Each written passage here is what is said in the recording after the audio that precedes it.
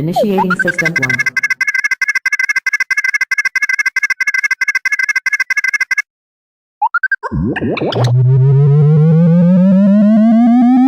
System 1 loaded. Initiating System 1.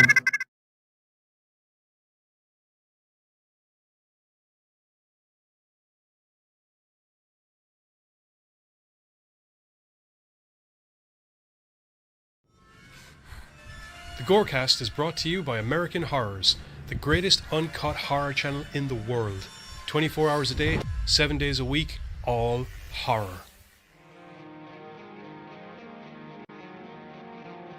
As well as the Station of Decapitation Without Your Head. America's longest running horror channel, www.withoutyourhead.com. The following program is rated TV MAL. It contains strong language and is intended only for mature audiences. Viewer discretion advised.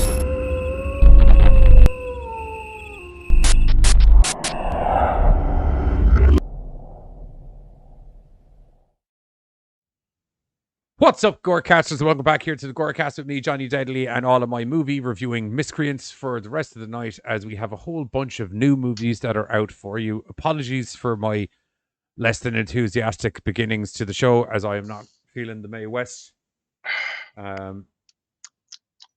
But we shall persevere and move on. We're the GoreCast, damn it. We're the GoreCast, damn it. And unfortunately, I had all of the advertising out before I started puking, which was, it wasn't, I won't lie to you, it wasn't so much the GoreCast. It was, I'm a glutton for social media advertising, and once it's out there, it's out there. We're good at promoting. Yeah. It was literally, fuck it, it's after going up in these places, we might as well just go ahead and do it. Okay. Yeah. Your call. And I wasn't going to be on the show, but then I realized it was going to take a lot of retinkering the OBS stream to take my camera out and move everyone's audios around. So I was just like, okay, fuck it. I guess I'm doing the show as well. And here I am for the time being anyway, unless it goes any bit sideways, at which point I will be in that white light behind me there. Which, yeah. So that'll be the way all of that will be working. It'll be fine. We'll be fine. Can you guys in the chat hear an echo, by the way? Just let me know if we are getting an echo for Giz and everybody. Well, while we're talking about the chat, we might as well say hello to the people that are there. So, hello, Bill, and hello, Midnight Rider. Yeah. Hi, everybody. Oh, and Rochi just arrived. Hi, Rochi, who says there's no echo. No echo. Okay. At least that's what I'm assuming the nope means. Or just said, nope, I'm not watching the GoreCast. Right. That could also be what he's saying. Fuck, it's these guys. Nope. Okay. Nope, not doing this. So, right, okay. Because I'm just doing a thing where Life is a bit easier for you. yeah, it's fine for when I'm doing the game streams. It's just nice to be able to move around a little bit during the well, I won't lie to you, unless it's a game where I crucially need my headphones plugged in for like audio purposes, I probably won't be doing that for any of the game streams anymore either. Excellent. Apparently, Rochi did mean there was no echo, as opposed to, nope, I'm not putting up with you boys. Perfectly good. Right, part of this me being ill issue was there's slight bits of the show that still need to get done. Although there are a couple of little bits of horror news that I suppose we could discuss. Did everybody freeze? No, I can hear it.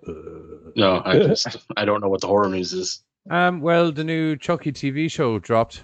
Oh, okay, yeah. Yes, it has. I haven't seen it yet. I was just I don't have really any. I heard it's Chucky. Yeah, I haven't. I have, because I'm a big Chucky franchise fan, I have been doing a Giz on it for once and have been avoiding the all the trailers and information. Yeah, because Cody Leach and all of my horror YouTube buddies are like my go-to. Where what's the scandal going on here now? But I was like, no, I'm just going to catch up on that over the weekend.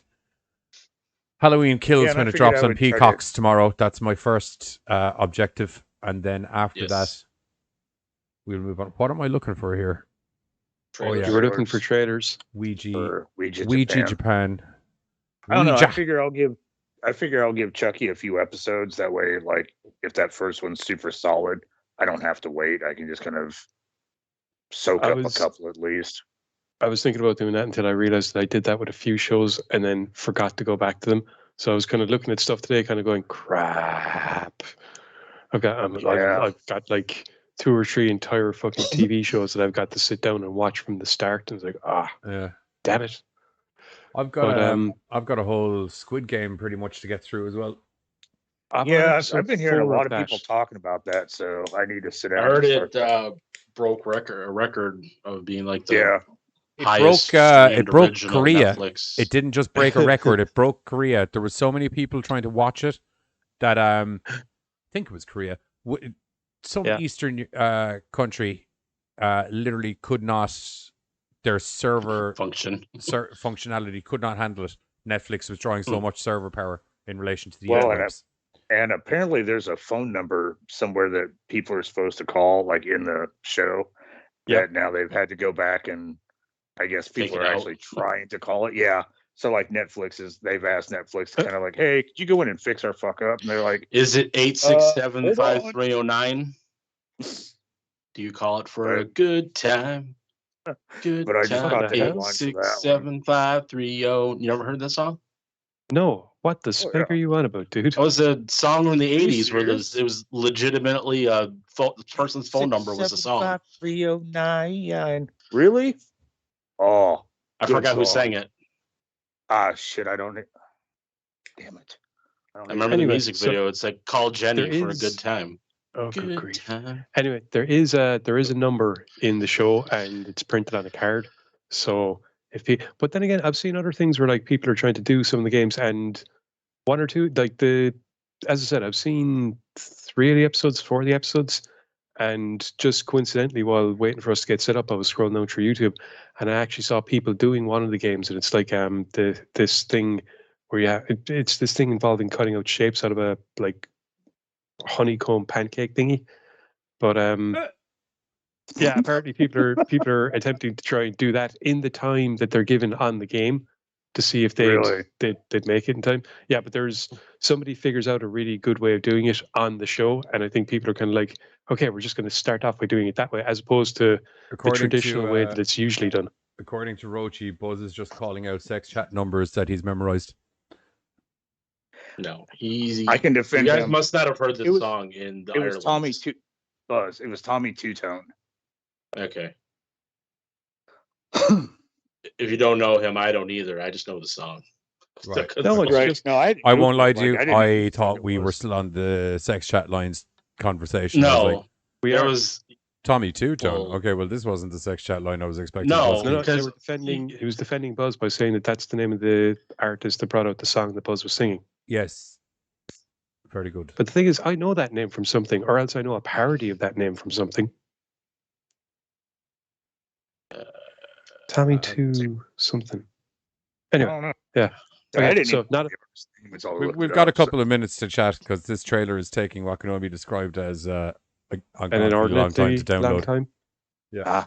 Yes. And I could have sworn that song's popped up in shit that we've watched. Rochi isn't completely wrong because I think that's like it was meant to be like an escort's phone number in the song or something. Somebody's phone number, and it's meant for sex. That's all I know. I don't remember that. Well, it's the whole thing. It's like called Jenny for and Jacksepticeye ended up playing Squid Game in Roblox. Someone created it, and it quickly turned into chaos. Yes, I saw a video of that actually. Well, I once again, it was just. It's good to see the Irish boys representing in the madness. Because Jacksepticeye is Irish. I know you were looking at the screen like one of them's Irish. Which one is the PewDiePie? Could be Irish. PewDiePie's. Hey, I didn't think PewDiePie was. I thought it's like Swedish. Swedish. There you go. No, Jacksepticeye's Irish as fuck though. Yeah. Okay. Yeah. He's in that. He's in Fall Guy or not Fall Guys. He's in Free Guy as well. Yeah, Jacksepticeye in the Free Guy. Really? Yeah, he's one of the you know the way they had some actual gaming streamers that came on. Oh yeah. He was one of the gamers. He was the gaming streamer with the blatantly Irish accent. Okay. Just briefly going to say hi, Katie, who is apparently not feeling 100%, so she's just dropping in briefly to say hello, and she may or may not be gaming Sunday, depending on how she's feeling. Right there with you, Katie. At about a good solid. I was up until 5 minutes before the show at about a 35, and then out of nowhere, I got to a 55, which is a passing grade, which is why I'm on TV now. No, if you get feeling better, then, man. That'll be okay. I get this every once in a while where I just like puke my ring up, and then I kind of feel shit for a day, and then I'll be okay tomorrow. Well, if you want to know good news that will make you feel better, Danhausen put out a new video an hour ago. I noticed. I was actually slightly upset that we had a show, which in credit to you, it's only like 6 minutes long, so it won't take up a lot of your time. In credit to you, Entertain Housen, when he made me want to not do my own show. It looks like he opens a thing of NECA Ninja Turtles, and one of them seemed to be broken, and he does not take it very well. I would like to clarify that my belly issues have nothing to do with ghost chilies. It has been what can only be described as minimum safe time since the chilies have been eaten for it to be blamed on the chilies. Several body functions have happened since the chilies that would lead me to believe that the chilies are no longer in the game. In the system. Would be the best way of putting it. It's all about the game and how you play it. Yeah, and I won the game.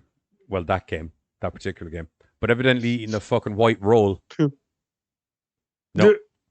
That's kryptonite. Yeah, give me radioactive chilies. Not a problem. Fucking shove them in my fucking shove them in my chili. Not a problem at all. Give me a white roll with some fucking spicy chicken on it. So she's like, if you turn into a zombie, I'll put you down. Although Giz probably has dibs on that already. Well, I mean, if you're closer to him. Believe it or not, myself and Giz have an arrangement that if either of us go zombie, it's actually going to be a Shaun of the Dead kind of scenario with the two of us, unless the other one becomes unruly and hard to manage, at which point we'll mercifully put him down.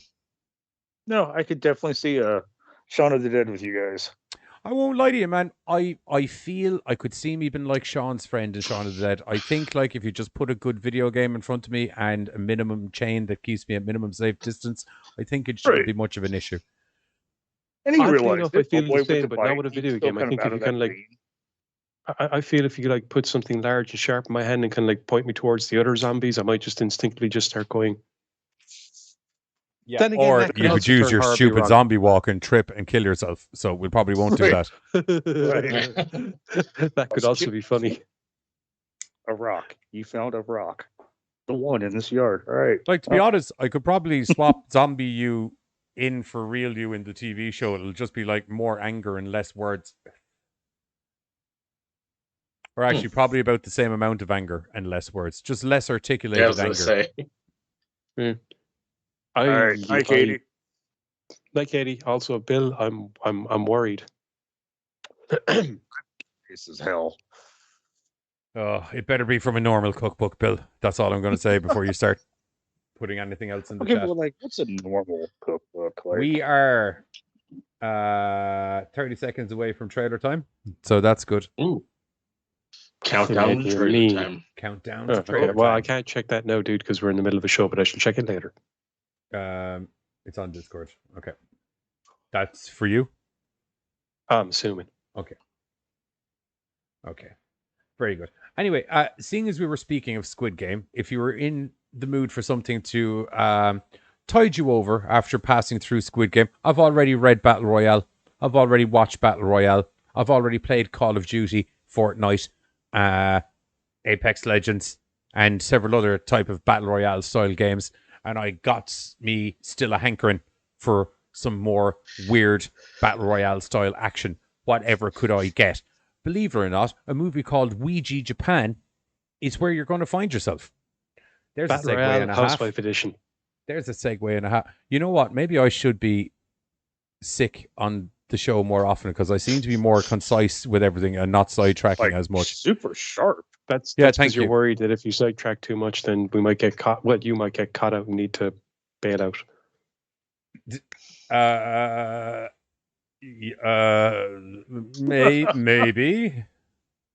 Maybe.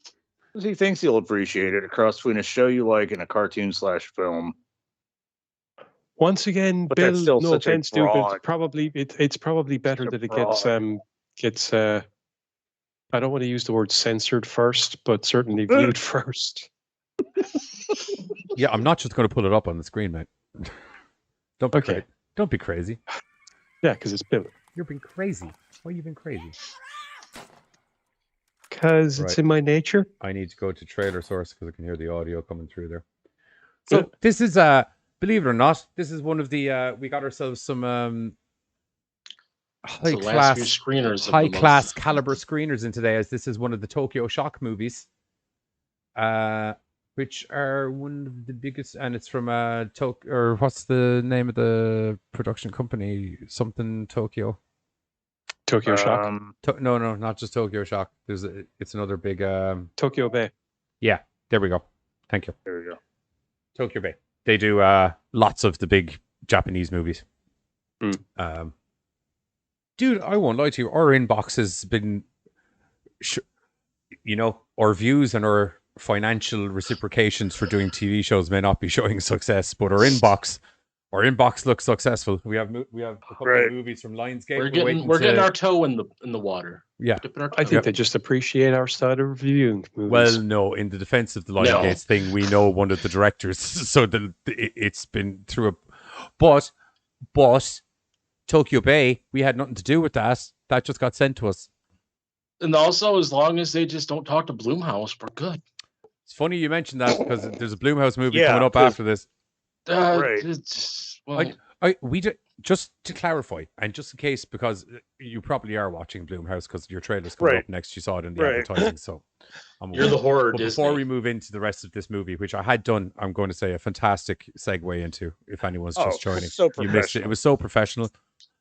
So unlike me would be the best way I could describe it. But and there's your downside. You're doing such a professional just job to clarify, because there's this misconception that it's like, we don't want Blumhouse to talk to us. I'm more than happy to talk to Blumhouse. And here's why. They might stop pulling their fucking trailers out of my fucking show every time I fucking advertise their movie. Blumhausen. Oh, fuck, I actually said it. Yeah. Blumhausen. Love it. Blumhausen. I am definitely Danhausening for Halloween.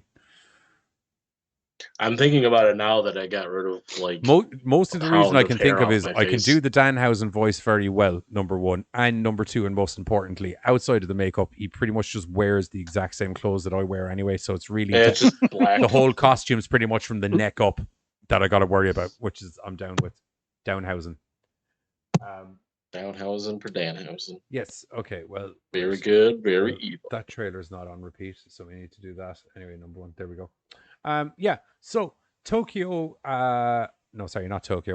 Ouija, Japan tells the story of a young woman named Karen. Don't worry, she just happens to be named Karen. The lady isn't, in fact, an actual Karen.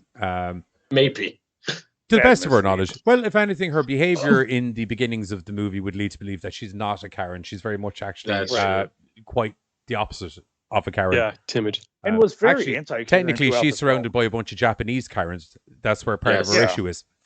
Anyway, primarily Yoshihara. In an attempt to, she's not really up on the Japanese language as of yet. She's married to a Japanese bloke, which is why she's living in Japan. She's kind of hanging around with some of the local ladies, as we say, and in a bit of a peer pressure scenario. Sorry? They moved there for his job, wasn't it? Yeah. Yeah, but he is native to Japan. Yeah. Yes. She is not. Am I correct?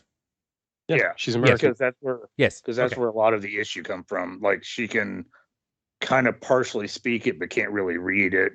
Stuff like that. Yeah, she's been there 6 months and she's still not quite getting the hang of the language. And as a result, it means that she's kind of relying on another one of the housewives, Murakami, who's got decent English and is kind of helping her translate. Yeah, but at the same time, Can I also point out, by the way, the shock of the women that they were like how little Japanese she had after 6 months. It took Giz and I a long time to work out a 60-second promo in solid Japanese at one stage. So give us some time. It's not like you have the easiest language to just pick up and go with. No, you know what I mean? Yeah, Japanese Karen. Yeah, Japanese Karen. Anyway, Sure. Yeah. During one of the days when they're out doing a bit of shenanigans, herself and the girls kind of peer pressure young Karen into partaking in a bit of a scenario, shall we say, where they pull out the Japanese equivalent of a Ouija board, which I am actually very unprofessionally going to have to look up in my notes here really quick. Kokkuri-san. Thank you. That's perfect. Yeah. So the Japanese Ouija board, at the cusp of it all, functions relatively like a normal Ouija board, with a couple of slight differences as to it's getting in and out of things. Yeah, it's relying on a kitsune deity, and the thing is, what inspired them to do it was basically they were going on this this 2-day weekend basically thing. All the housewives do it to try and get away from the husbands. Yeah, it's an excuse. It's an excuse to get away from the husbands, have a weekend away, have a few drinks, have a pillow fight. Ladies' nights out kind of thing. Yes, ladies' nights out. Buzz, you misogynistic git. Anyway, but they're passing by this worn down temple, and they pass by this worn down temple dedicated to a kitsune. Sorry to interrupt. Just to clarify, because I was not feeling great while I was watching this earlier. There was no pillow fight, right? Yeah. Okay. Cool. I was like, I thought I would have picked up on that. But there was a lot of like sharp-tongued kind of comments thrown around. Oh yeah, all in the direction of Karen. Right, in a fun way, but no pillow fights. They pass by this rundown shrine, and two of the women pass comment about it's being run down. A local says that you're after insulting the kitsune deity that lives here. That inspires them to play the game, and then the game goes sideways because it turns out that the game is real. They've insulted the kitsune, and now it is set on having them all fight against each other because only one of them gets to leave. And also, it's all tied into this cool little phone app thing, which I thought was rather nifty. I think, to me, what I thought the topper was to go fuck you was one of the little sidekicks ran up to the temple and jacked a coin out of the that was because they were playing it with like a quarter out of my pocket and was like, and then like the one chick comes back, she's like, here you go. Oh, where'd you get that? The donation box. And then they started playing the game, and that's shit. Yeah, you're right. That's what really was like, fracked them. Oh, fuck me? No, fuck you all. Then it exploded and blood was everywhere. Which was cool. Yeah, that was cool. Weird, but cool. Because I was like, is somebody missing a finger? No. Nope. I'm not fully up on the whole mythology or lore behind the Japanese Ouija board. I liked the blood spurt though as a cinematic purpose. It was nice to see something actually, like, if you think of all the Ouija movies we've seen over the years, and believe me, there's a lot of them. It's always we do some shit, somebody forgets to close off the board properly, and then progressively some spooky stuff starts to happen until eventually we have the whole roller coaster of paranormal activity going on, basically. Whereas this, it was nice to see something literally visceral happen instantaneously, where it was kind of like splat, everyone's got blood in their face. It's like, well, that's not good. You know what? I haven't done a Japanese Ouija board before. I haven't done a Japanese Ouija board before personally, but I feel just in the general vibe of things that we're doing, this probably isn't a good indicator of how things have gone. No? Right. Like, I know I might be new to Japan and I don't speak the language and all of that kind of thing, but this probably isn't good. Is that what I'm picking up? The funny thing is, the reaction is kind of a little bit like anticlimactic. Like, just like, there's blood on me. And then it's like, normally when that happens, people are freaking out. And I just really didn't get the freaking out vibe. They were just like, there's blood on me. I should probably go wash this off. Okay. I don't know. Karen kind of like had that lockup freeze of like, it's kind of like what like shock just happened. What wet? Like, and it looked like she got the majority of it. She had a good old flash, she got like the full half flash. But the next day after that happens, they wake up to find a dead body and also a mysterious app on their phone that's like telling them that they have to start killing each other because only one gets out, and if they don't do it within a certain time, someone is randomly picked and offed by the kitsune. This app was one of the things that I actually adored about this movie, because like when you hear, ancient deity and you hear like, Ouija board contacting the spirits and stuff like that, you're not expecting social media app style things to get involved in the mix. That's what I was saying. Hell, And that I app kinda is liked great. it, though. That app is I great. liked It's it. essentially, Like, that was if you've ever played a pay to win battle royale style game where it's like, I can go in there with a load of skill or my credit card and win that way, Right. where I just buy better stuff than everybody. This is that style of battle royale where if you're willing to with a chip very in, unique billing system.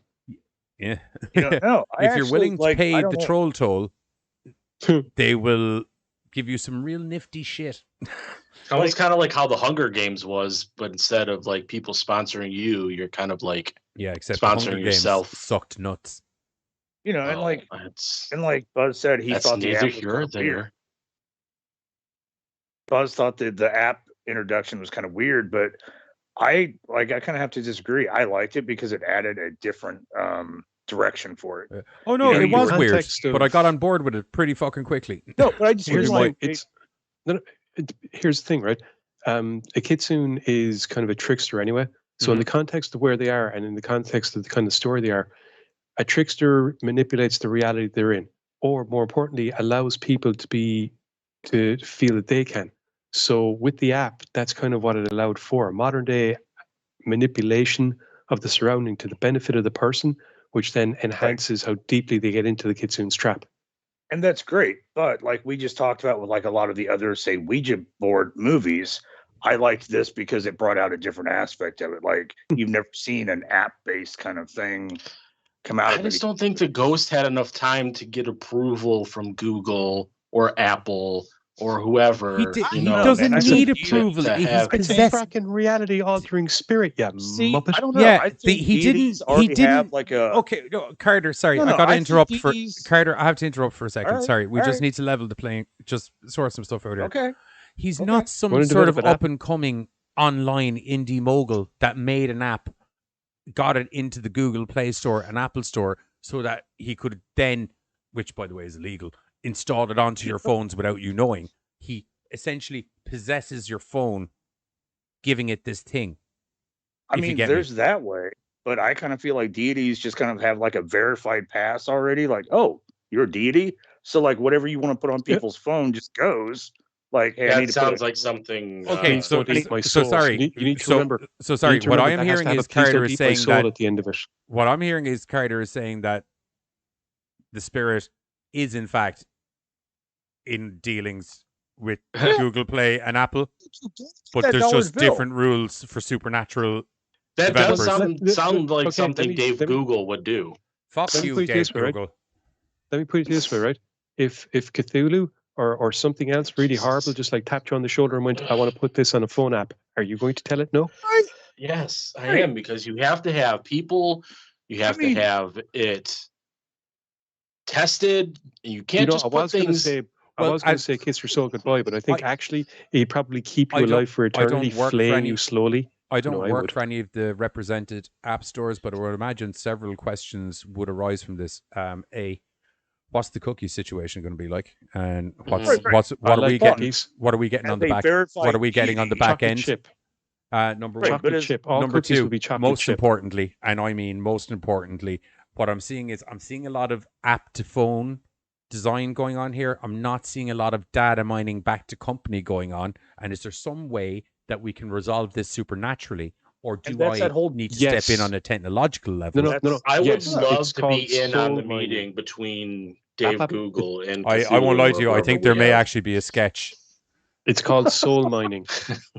I- Every time they access it, their soul is slowly but surely being sucked into the phone, the same way their attention is. It's just See, and I'm At going which the other point way with the app it. developer will be like, "We're already doing that. You're going to have to give me something Right. Yeah. new. You That's have why I kinda see, supernatural like, the powers." Cryptocurrency, free, I've been pay to sucking play, souls you know. through phones since fucking 2002, bucko. You're going to have to get on the Yeah. fucking new shit. Bitcoin. train. It's all, I could just imagine Thulu just sitting there going, "Oh, for fuck's sake, Bitcoin! It's all about Bitcoin." Yeah. And that's why I'm like, a deity's like, okay, cool. Questions, slashes one person in half. There's your answer. That's just a cool fucking app. Get that shit on people's phones, people. Let's do this. Good deal. and then Yeah, the deity whole thing just verified turns up behind pops someone. out. Put on Sorry, the did app. somebody say syndication? Because I think now you're talking my language. Okay. Okay, that's fine. And what I'm hearing is people will die, but there will be no blowback on me, is what I'm also Right. hearing. Okay, well, I think, my little He supernatural replaced friend, that you've got average yourself a phone app. And you have yourself a soul back. Yeah. Not my one, because I sold mine So- years ago. That's how I got this. Then one. who's... Ugh. God, this solves is a riddled. lot of problems. You know, once you see somebody just get peeled or whatever that deity does, man, so that looks like Ouija Japan coming to Google and Apple 2022.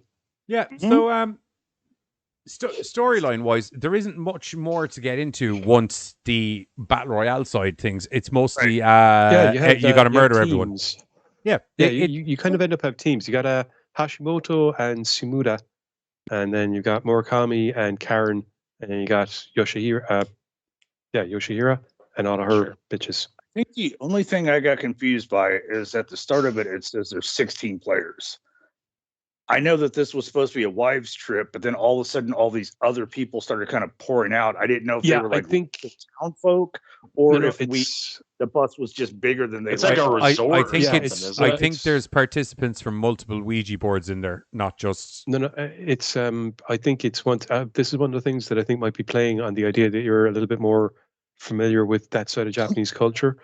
Basically, the entire apartment block, it would be a lot of the wives from there. So what they're doing is they're going on a trip to figure out where the kids would all be going camping. So while Right. they're only being introduced to this core group, the impression is that you're going to Okay. have a lot more there. So even though you're the leader, parent number 12 hopped in just to see the same thing. So there was like say 16 of us checking this location. It's just that we're only ever really shown the core group of the characters in relation to the story. Like I said, just when people started popping out, I didn't know if these were locals. And like it was just a weird kind of layout. That If all you're of a in sudden the all area these of other effect, people you're there. in the game. That's what I was kind of wondering about. If it was area of effect or just other parents that we had not been introduced. Because like you never see everybody like pile into cars or a bus or anything to give an idea of who all was going. Like I said, it's once again, it's just one of those things whereby there'd be certain cultural assumptions being made if you're more familiar with it. Okay. It's kind of like it's an entire block, it's a community center. There's going to be more than that. There was also a line by one of the women because there's one guy that's going along and he's a kept husband. Yeah. And because he was staying somewhere else, and it's said by one of the other housewives, because he was staying in another building, he had no idea what was going on. So clearly after the game went off, they all told each other what was going on, and once the body was found, everyone knew what was going on, and the app appeared on all these phones, but he was in another place. He was like, until they went for him, which was kind of hilarious. Well, see, and like I said, between that character and the extra women, that kind of confused me, because they made reference to him. He didn't really seem like he belonged. So that's where I was like, okay, are these locals? So like I said, that was about the only thing that really threw me off. Well, trying to figure out. There is that scene that kind of introduces him as being at first I thought he was, remember how Karen is being warned that she's going to get scammed because she doesn't know Japanese well enough? Right. At first I thought he was a scammer until Murakami came up and kind of went, no, he actually lives in the place, and his missus is the worker of their family, and he's just like this kept husband.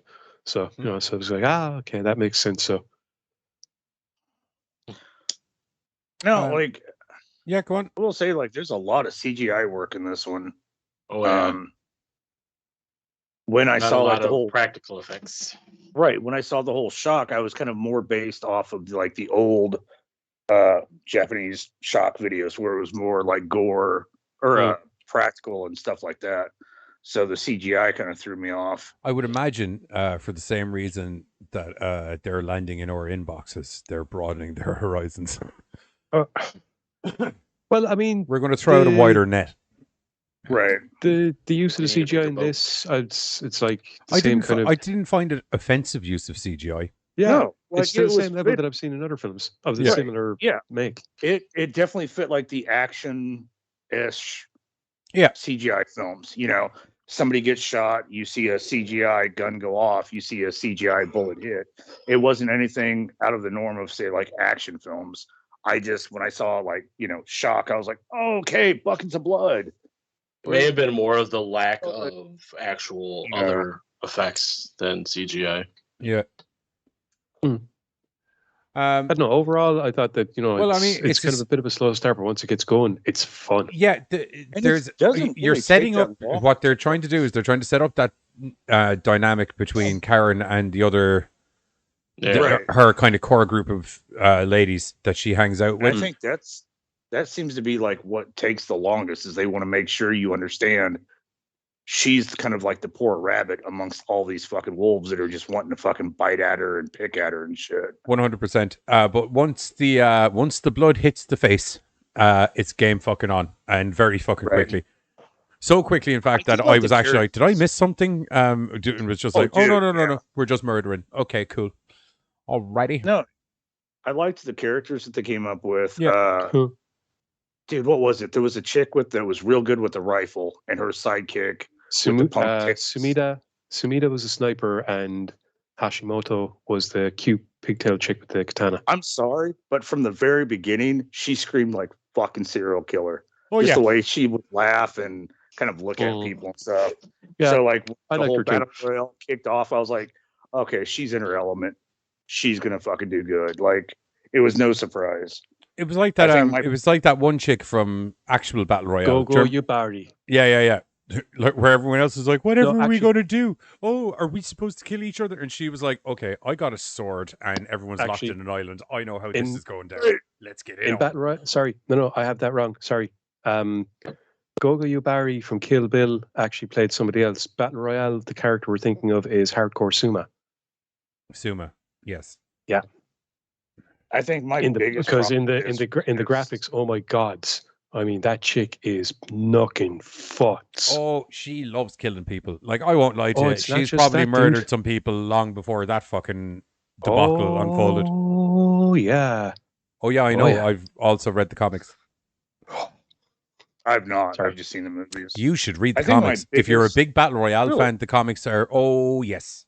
Oh, yes, Okay. yes. You get way more background story into a lot of the characters, and some of those All background of them. stories are right the fucked up. Oh. Yeah. Okay, nice. Like, And for some of instance, the you know the fights- two kind of older boys that are brought in from the outside schools? They're essentially there for killing purposes. Right. Yeah. Background stories for them are interesting. And only one of them is a transfer student, and he was already in the school when it happens. Okay. There's lots of other stuff as well. There's certain characters that get glossed over in the movie to get in depth.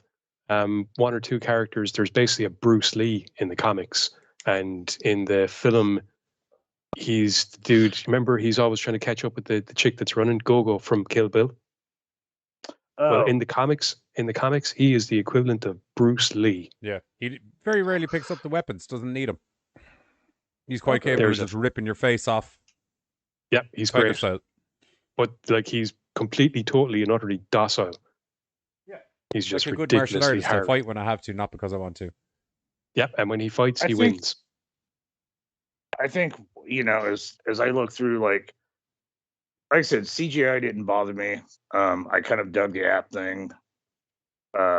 It was a weird kind of mix of Ouija board into battle royale kind of film. But Yeah. probably my biggest hang up was the acting. While I thought majority of it was good, there was a spot that like wasn't, and so that kind of was probably my biggest hang up, because everybody else was so good and then this one spot wasn't. I would agree. There was parts where one of the actresses, it really did feel like for a good chunk of the middle section of good at the opening bit, and then kind of when it got into the murdering stuff, it really felt like she was just saying dialogue opposed to Right. feeling it, if you know And what I mean. then when you're surrounded by a lot of other good actors, that only intensified that and made it so much worse, because other than that, I thought everybody else in there did such a solid fucking job. I think one of my favorites was Karen's friend that was trying to help her Murakami. get acclimated. She was probably one of my favorites. I will say Karen's husband was kind of weird. He just like everything was like super fun and happy with him when he was talking to her. He's a happy guy. Yeah, he really was. He was just like, I'm not used to somebody being this happy. All right, cool. That's Weird, the way myself cool. and Pam talk on the phone. Yeah. Not See? literally like that way. Like, but I mean, like, I'm usually. Perhaps not quite as condescending as he came, as he Yeah, might have seemed at there's a times. bit of Yeah, talky like, they downiness kind to of his come missus, but like sometimes. myself and Pam were Once- always like, "What's up, baby cakes? How are you?" Hey, doing some Once stuff. again, I think that kind of goes to the culture, because see, the thing is, I'm not sure, but I think he's supposed to be older than Karen. Oh yeah, Oh, you definitely, So definitely right. yeah, so like usually what you get is the older dude with the younger Japanese girl. So in this case, it's the older dude who happens to have the younger American girl. So the dynamic is still, because they're in Japan, that dynamic is kind of the way it's, once again, if you're a little bit more used to seeing it, then you get it quicker, if you get me. Like with the all of a sudden there's a busload of women, where all they come from kind of a thing. Right. Anyway, I think we are going to move on and hit the trailer so you guys can check out this delicious piece of Tokyo Shock cinema. And we're going to be back doing our ratings for this. And then we're going to be moving on to what was a news bit a couple of weeks ago. Bingo Hell, which is newly out on Amazon Prime, which is a fun little number that we'll get into after this. So here's the trailer for Ouija Japan. Available 9. as of October Go to 15th, wasn't it? 15th, I believe. Yeah. Yeah. Tomorrow. Yeah. So it's dropping. So if you have set aside some time to sit down and watch Halloween 19th. Kills tomorrow, maybe you're doing a bit of a horror movie night. There's a new one to chuck up on your mix of things to watch as well. Anyway, here's the trailer for Ouija Japan, and we'll be back after this.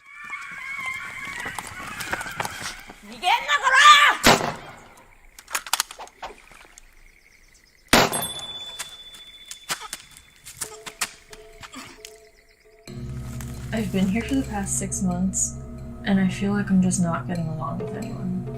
Just because you came from a different country doesn't mean we will give you a special treatment. I got invited by the other women at the community meeting to this camping thing. Sounds like fun. You'll be fine. You should go.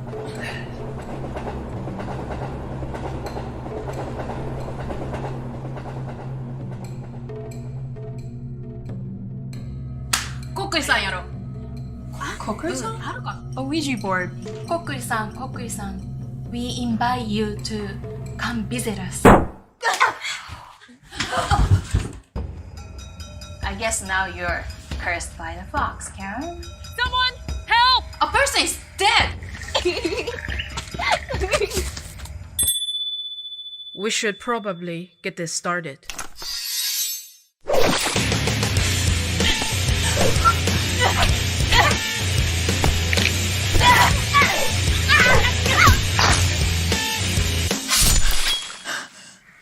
So it's really the last one surviving's the only one who can get out?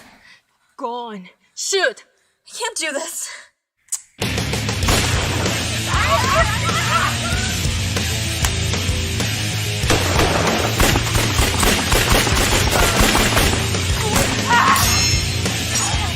I'll fight whatever it is in my way. I always have, and I won't stop now. I told you, it's kill or be killed.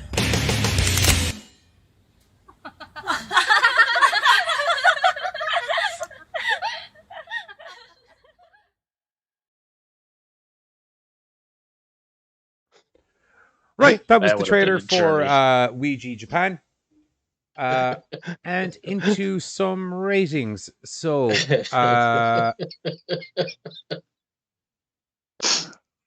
are we laughing at? Yeah, The thought of it, yeah. It was just gives a buzz. I that wouldn't have happened. It'd be a constant of one of us saying one thing and the other one saying, "No, you're wrong." Yeah. It'd be Be those the two odd birds. couple. Yeah.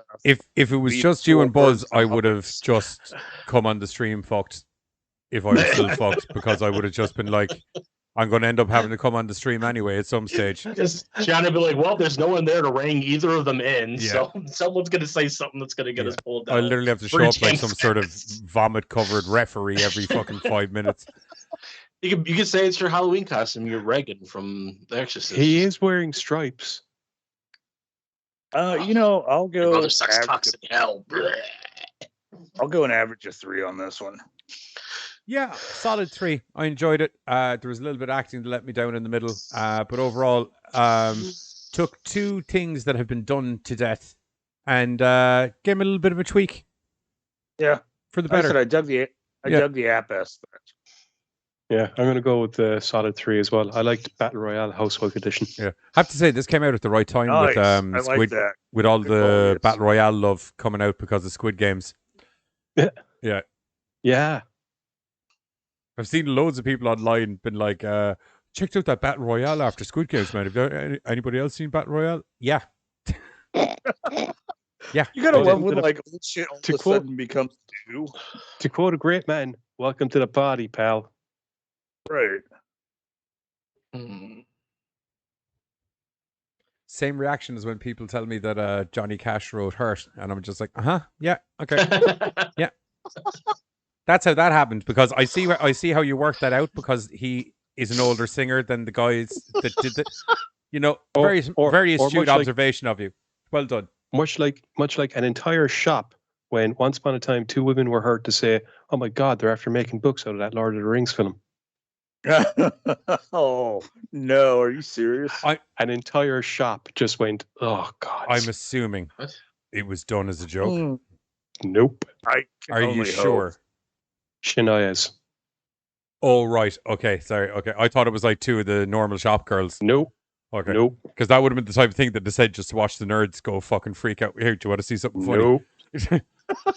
Man, This I can't was believe they're after 100% making a bunch of books out of those Lord of the Rings films. 100% true. Or like fucking. Yeah, it's like they're transforming. Actually, I think you're going to find that the books came long before the fucking movies. Except, like I said, dude, at this stage, the entire, like, it wasn't just a bunch of nerds. This was HMV. Hey, baby, this was an entire shop. Like, that was weird. I was also making sure that was actually you and not a ghost. You just bopped by there very quickly. Okay. What? Whatever way I looked, Pam was walking into the kitchen. I just saw this head just go boom, right past the door, and I was like, "Hey, baby cake." Machete. If not, we got good ghost footage on the good old YouTubes there. That always... Yeah, Pam sends a message. I'm still up in bed. What the fuck?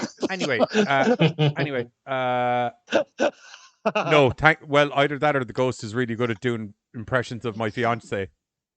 I know you said You fiance. also just turned your lights off too. Yes, my fiance. Anywho, we're only 2 votes Buzz, in. what's So your score? Carter and I are on a 3. I'm gonna go I 2. said 3 as well. Oh, did you say 3 as well? Sorry. Yeah. Yeah, we were just waiting on Buzz. I say 2, not to like always disagree with you guys, but I just don't think out of the 3 films it was better than the other 2. So Look, it's okay, man. We've long established you don't like movies. Grading on are you going on a grading scale? I'm going on which ones I think are better than the others. So if I think this is the least favorite of the 3, then I'm not going to put it up higher. Okay. As a voting system goes, that does make sense. Yeah, that's why I didn't think I needed to explain it. I was just based it on what I thought of the individual film as opposed to compare it to the others. I don't know. Yes. Like, to me, I can't give one movie a 3 and give another movie a 3, but not like them the same, because then that doesn't really make. No, that makes sense. Yeah. No. Okay.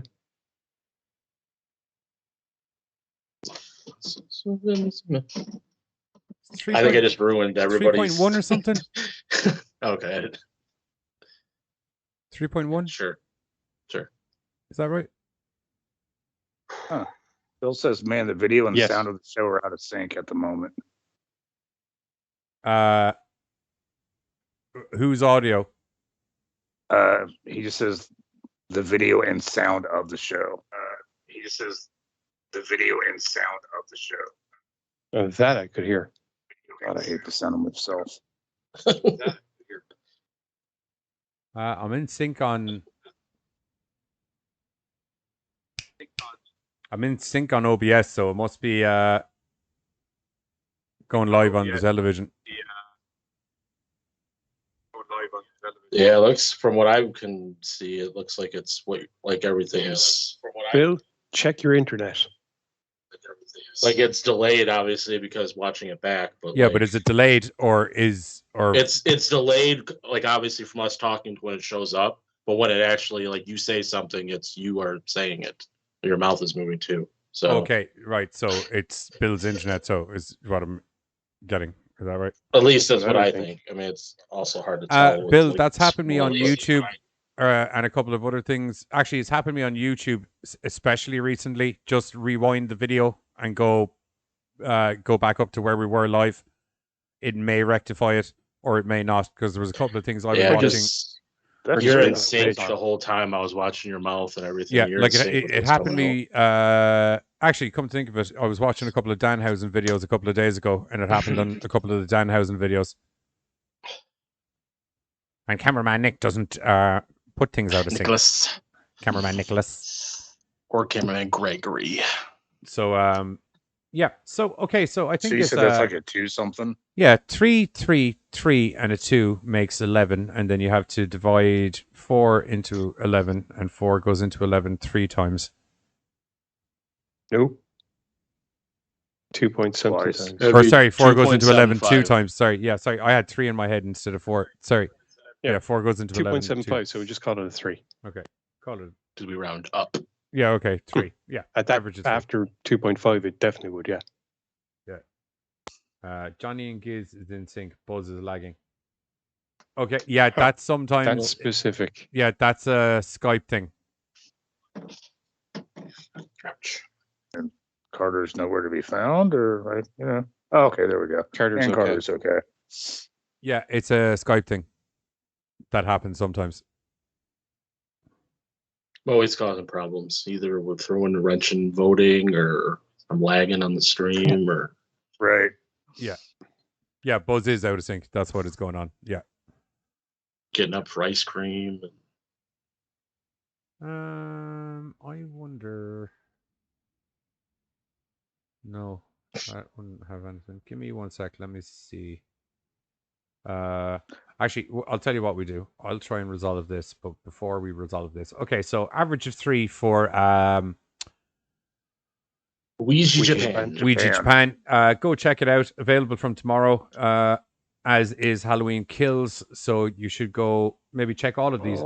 Maybe you should go check all of the movies we're about to talk about tonight out tomorrow, because they're all out now or around tomorrow. You could have a good old fashioned movie night for yourself. Yeah.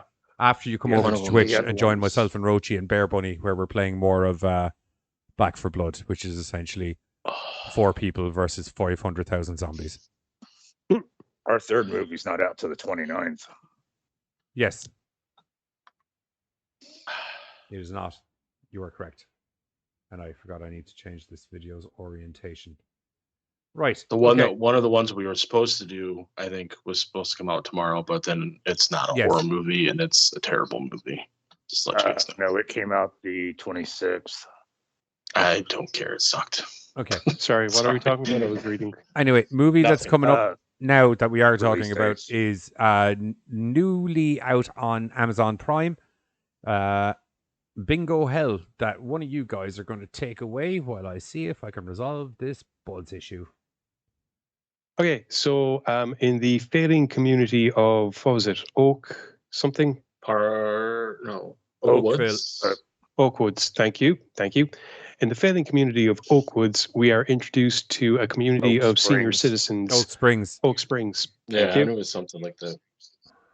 Yeah, we're introduced to this community of senior citizens. Lupita, Dolores, Caleb, Yolanda. Basically, they're all making their way in this dilapidated neighborhood that they've kind of like refused to leave. In fact, Dolores and Lupita are legends in the neighborhood because once upon a time they drove off the gangs that were infesting the place. And caught quite the reputation while doing so. Yep.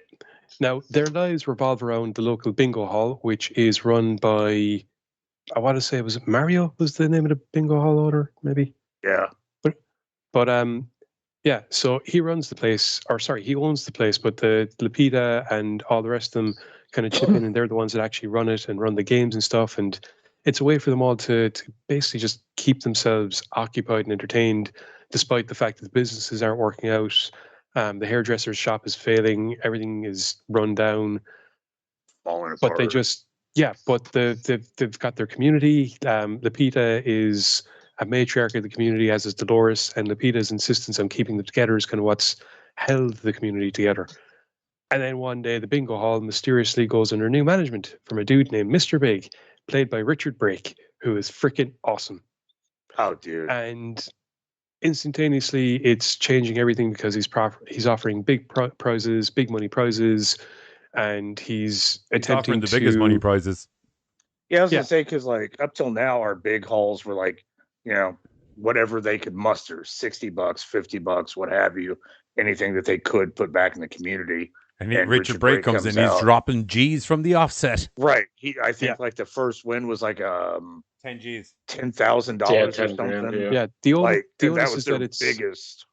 Yeah, the onus is that all the prizes are enough that they're going to be able to get you out of Oak Springs and get you into a proper life. And he offers you whatever your dream is. You can win it here. If you win here, you win big and you win your dream. Except that all of the dreams that you're attaining have a bit of a Faustian after effect to them. Oh boy, how do you do that? To say the least. And it's also kind of important to point out that, before the bingo hall thing is it's getting harder to be a community because gentrification's coming in and a lot of the residents are moving out. And so the core people that you see in the movie are kind of like the last ones really dug in. Yeah, the dregs that hang around as Oak Springs. Right. They're constantly getting these amazing offers, but they're still wanting to try to hold Oak Springs together and stuff. Lapita is obviously, because her entire life revolves around. Sorry to interrupt for 1 sec. Buzz, would you do me a favor? Would you hang up and come back into the call? That might actually resolve the issue. Because I realized that your timer, all the audio is coming through Giz's line. So, Buzz will be back to you after these brief messages. Anyway, sorry, what were you saying? So, Lapita, because her entire life revolves around this bingo hall, she's determined to get it back into what she would consider local hands. She goes off to find Mario and to persuade him to give them back the bingo hall or to do something, going so far as to even break into Mario's house, which it turns out is necessary because no one can get in contact with him. And that's where she finds a dead body on the floor. Yeah. Which to her is guess a who the dead body is? It's a him. It's a Mario. Yep. He's going to lose. So she sees this as a warning sign. Everyone else just sees this as his wife died last year. He wasn't having the best time of it. Sometimes we're not having the best time of it. Let it go. We're just going to go check out this bingo hall and oh my God, look at all that money. Me Reiki a lot. And it was the stress of his wife and trying to keep this bingo hall that was constantly falling apart. He just had so much wear and tear on him. Nobody really thought much about it. Yeah. Yeah. So say something there. Something. Okay, you're in sync. Okay, good shit. So with the scene set, Lapita is basically determined to try and bring this place down while Lapita like a one-woman army, I might say. Dude. Yeah, because everyone else is just like, can you not just let it go? There's something, we're going to win. We're going to get out of this place. We can finally go somewhere nice because we're sick of living here. God, she had that the bingo balls. They sent me messages. Oh, dude, that collapsible baton was like that. Oh my God, she was going to kick it. Do not fuck with old people. Right. 2 seconds, people. Sorry about that.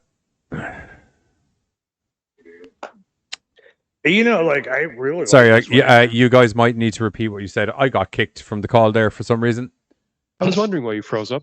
Yeah, we may need to discuss. I don't know Not how doing we do Skype that anymore. Yeah, we may need to discuss Discord that works. Okay. Yes, it's very good, very functional.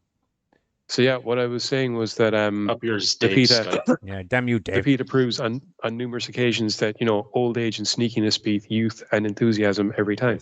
And if you don't have sneakiness, use a baton. Fucker. That's part of the sneakiness. That's how I said barrel was shotgun. don't fuck with old people in their bingo because they do not like that. They'll kick your ass, Seabass. I like this though, man, because it's like it had kind of like multiple angles to come from. The whole how evil money is, the whole trying to hold on to your neighborhood, what is a community. It had so many different angles that it came from that it never crossed over or made anything feel forced. Everything just flowed so smoothly together while talking about all these different topics. It makes you feel like you're part of that community the way it is. Everything like like Lupita and her friend God, the lady's name won't come to me now. Dolores, yeah. The back and forth conversation between the two of them that goes on the whole way through the movie is so organic sounding. Like they feel like they're friends for a million years. And the way she talks to the young kid that's running around the place, and the way there's the guy who's grown up in Oak Springs that Lupita's watched out for and practically raised and stuff like that. There's like this natural, like there's stuff that's going on in a lot of smaller communities around the world, and it's not, while there is obviously an underlying message that they're trying to put through with the movie, it's so organically woven into the storyline that, as Carter said, it's not like they're just jamming a load of fucking, this is what's going on with gentrification, this is what's going on. They didn't. Instead of giving you a big lecture, they put you in a scenario where it's going on and just let you watch it happen. And it was like sitting on your front porch listening to the neighbors talk. And it's got Richard Brake in it. That's great. Yes. So smoothly, And it you also could tell how because it's kind of obviously how it goes, was like the townspeople were almost turning into zombies, like mindless zombies in a way, because of the whatever what happened by Richard Brake's character, Mr. Big. Bingo ghouls. And another thing is you don't see Bingo get a lot of out of the forefront in movies these days. Oh, people don't talk about how it's just rolling the devil's balls enough, but they just let it slide. It's fine. No, I'm happy that Bingo got a little I'm aware nod. of what I said. I stand by it. And dude, the effects were just fucking awesome. I love the practical effects. It was great. When people get fucked up in this movie, that dude with the car in the garage, that was good. That was nice. Or the dress was really good as well. See, I was gonna go with that one actually. That one really caught my attention. The one where the lady finally rips her tits off. That one. Oh, yeah. So I just, the effects were just fucking good, and I don't know, seeing this old lady, Lupita, just having zero fucks to give on a daily basis, dude. When her friend Dolores comes in and she's bitching about the sister or the daughter-in-law and the grandson. I mean, not like your son was. Daniel Bryan level of fucks given by Lupita. They've had enough years together. I'm going to talk shit about your kid for a second. Then I'm going to leave and we'll be friends by lunch. It was just zero fucks given through so much conversation. That is a friendship that has gone on for years, where they're able to literally argue and make up that fucking quick. They actually tore the head, not physically, but verbally tore the head off each other inside in the hairdressers. And then they all just did. And can I say, more people in real life should maybe try and handle situations like these two old ladies did. Just throwing it out there, instead of having a fucking butthurt wobbler going home and on social media. But the girl in the fucking hairdresser was really mean to me, and I don't like it when people are mean to me. And I won't apologize because I said things too, but I won't say I said those things online. I'm just going to say people were mean to me. No, the two of them just took a breath and went, I love you. I love you too. And they had a little hug, and everyone moved on with their fucking day, people. they realized Did that he even have the hug, or was it just enough to have said no, it? it was the acknowledgement. You know, like they both realized, like, oh, I've said something too far. They had a word hug. Okay, There you go. Is that hey, makes you feel look, better? Yeah. You know, like, okay, I kind of pressed the line. You know, I love you. You know, I love you too, motherfucker. It was still very Your aggressive. husband was an asshole and your kid was a fuck up. Okay, well, look, you know, look, we're going to call a spade a spade. I don't like hearing it, but you ain't wrong saying it. So, and then moving on. Let's go play bingo. Right, and by dinner time, when it was time to play bingo, they were thick as thieves again. Like, you cannot appreciate a better fucking friendship on that's that the one. power of Dude. the devil's balls, Carter. They can bring relationships together or tear them apart. Damn straight. Devil's balls. And again, like, I don't know, like, I've seen some shit films with David Brake or Legs 11, more souls for Melvin. Moving on. Okay, moving Richard on. Brake. Thank you, Richard Brake. And I've seen some good ones. And dude, he always, it doesn't matter what the fucking character is, he always kills it. I may not That's like because he always comes off looking like a manic motherfucker. Yeah, even if he's in a bad movie, he's the best thing about that bad movie. Like Exactly. 31 by Rob Zombie, Doomhead, winning. Right. I'll watch it just for him. And so, like, you know, so if I'm like, this trailer doesn't really sell me, I'm still wanting to see what Richard Brake does in the fucking movie, you know? Mm-hmm. Yes. Really good. All in all, Bingo Hell, it's a little bit slow at the start, but once it speeds up, it's good. And also, just to clarify, I'm not saying that in a negative way. It's a justifiable slow because they're setting up the whole. Much like Bubba Hotep, it is a very good film about getting old. Yes. Yep. That opening just kind of shows, you know, like she's getting ready and kind of like, oh man, getting a little harder to get up. Like it really leans into build the characters. I'll tell you something for nothing, Lupita. I'm not even 40 yet, and I feel you. I'm right there with you. I make noises just standing up now that I never used to make. Everything starts with a okay, here we go. That's the stuff. Okay. Yep.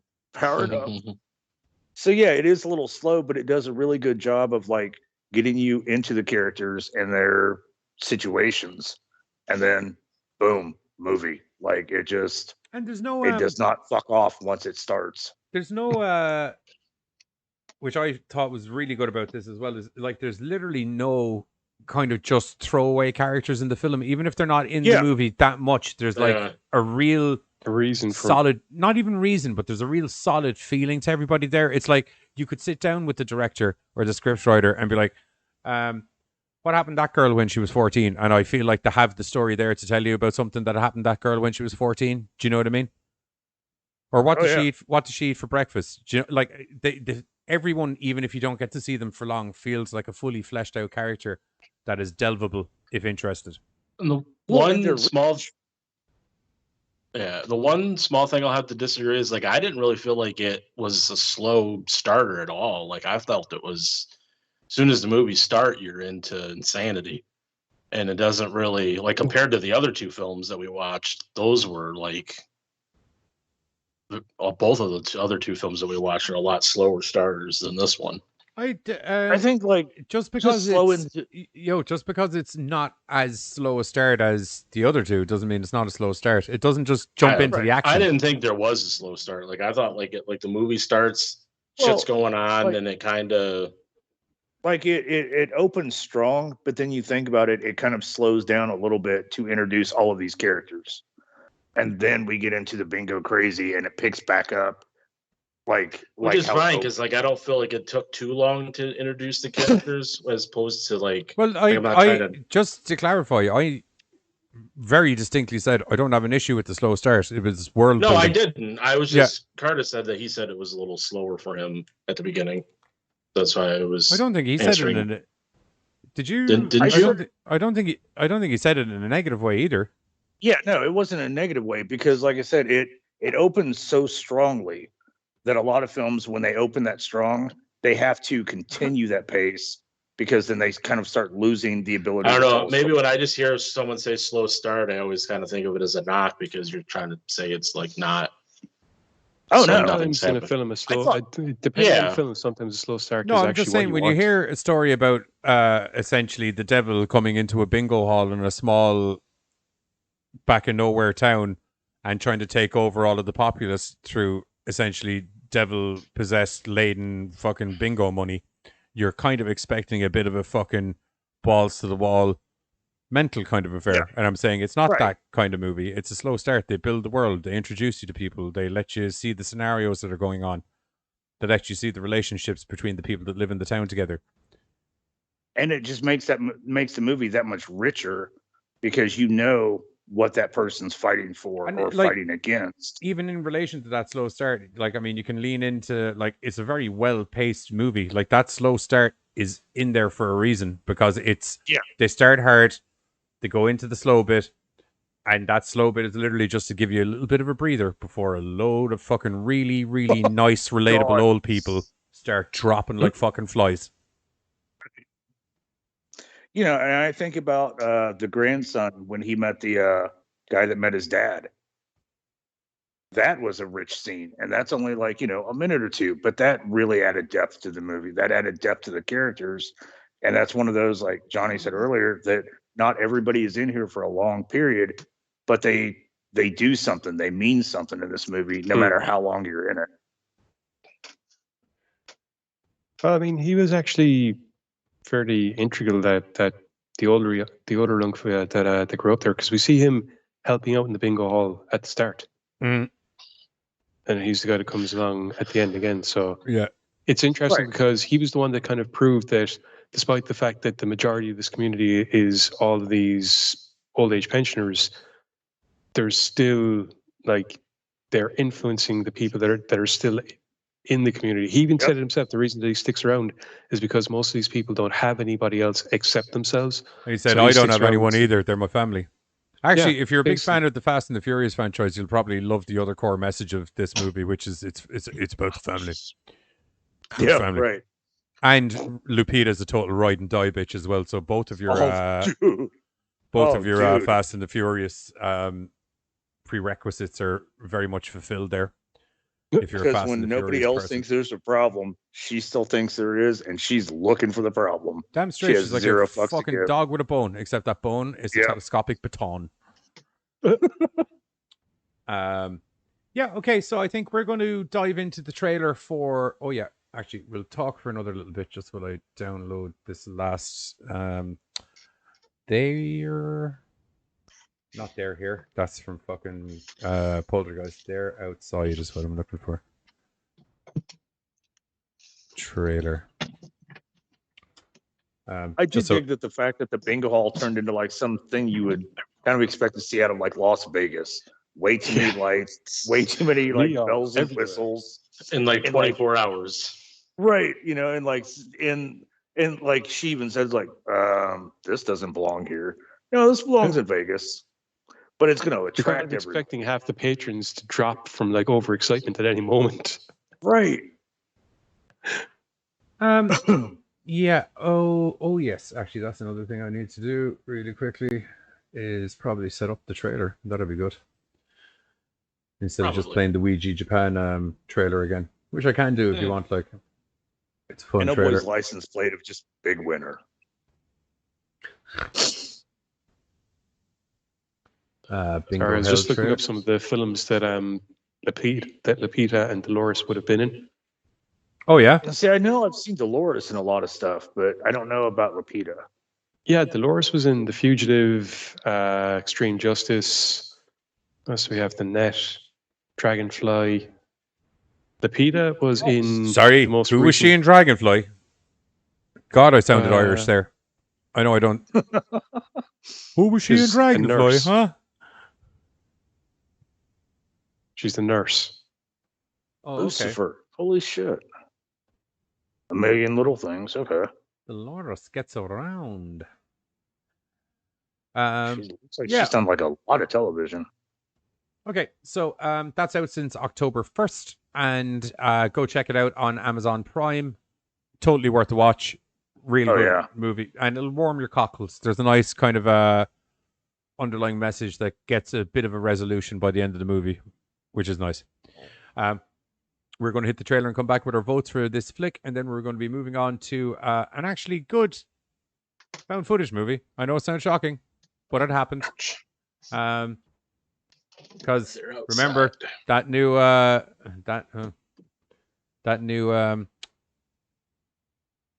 Paranormal Activity, that's going to be coming out soon. So it's good to get a nice, good found footage movie in there. Jesus Christ. Yeah. So at least there's a good found footage movie coming before we have to deal with Paranormal Activity, Hidden Zone, or 1942, or whatever the fucking name of it is this time.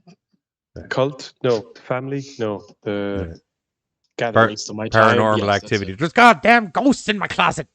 Anyway, either one. I like that one. Yeah. I got a ghost in my closet. Yeah, I was leaning into the Wayans brother equivalent of the... Pretty sure it's R. Kelly. I want to pee on you. I look around this beautiful community of yours. You know what I see? Each and every one of you has a big dream. We all have that one thing that we still yearn for. They say money can't buy you happiness. I disagree. Looks like a goddamn casino. Welcome to the game. Are you feeling lucky? Ese hombre is a snake. Bingo! I got bingo! I'm gonna be a winner. Are you feeling lucky? We are all that's left. We have to do something. What's the plan, Granny? Should I grab my shotgun? Are you feeling lucky? We're probably all gonna die. We may be older, but we still have plenty of life to live.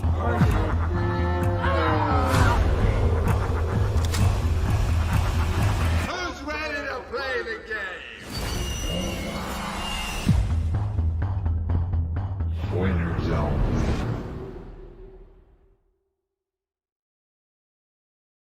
See him? Did you see him on Oprah Winfrey or whatever when he was like, I'm gonna piss in your like face. flipping out? Oh, it's so funny. No, I never saw him on Oprah. It was like one of the sit-down interviews. It wasn't her actual program. It was hilarious. And why did you do it? No, I know we're I back. like peeing on people, Oprah. I don't know what the problem is. It's it's a natural bodily function. It's not so much the bodily function side of it we have the issue at. It's your target. Yeah. Aim a little older. Yeah. That's all we gotta say. Well, aim a little higher. Are you talking about quality level? No, age level is what I'm talking about. Right. Like a fine wine, it because should be it's true. mature, or Kelly. It should be mature.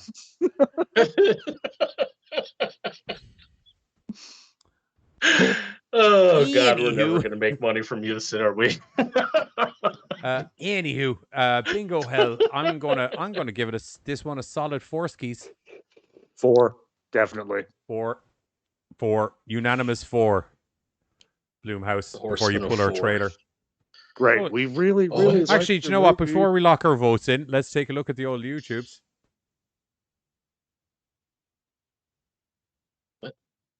Huh. Okay. Yeah, 4. Well done, Bloomhouse. Cheers. Maybe there's an email in our email now. You said you wanted to talk and sort this whole debacle out. I don't know how the debacle started, Bloomhouse, number 1. I do. Oh yeah, I know how it happened. No, look, man, look, man, look, man, look. Okay, look, man, look. Anyway, I see. Unanimous 4. Holy shit! The hairdresser was in Nothing But Trouble. As in Girls of the World. No, the old Dan Aykroyd movie, Nothing But Trouble. Dan Aykroyd, Chevy Chase. Right. So moving on from a movie about gentrification, the disposing of old quaint neighborhoods, and Richard Brake Satan showing up and bingoing your lives to death. We are moving on to a slightly slower pace, but goddamn is this movie fucking creepy.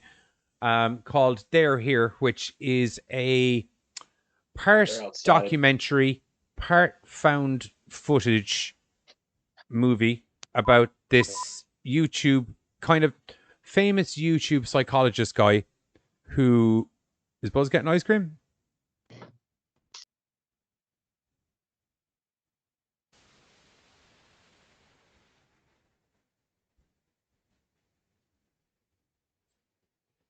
Huh? Your camera's not on, bro. Yeah. And for some reason, every time you hang up and come back in, it kicks me out of the call. Freezes all of us. Why? Why do I hold so much power? We all wonder that at times. Because you touch yourself at night. Well, then I should be very powerful. I don't think we're frozen now, Billiam, but I shall check on the YouTubes. We should be back and functional. I see movement. I see trailers.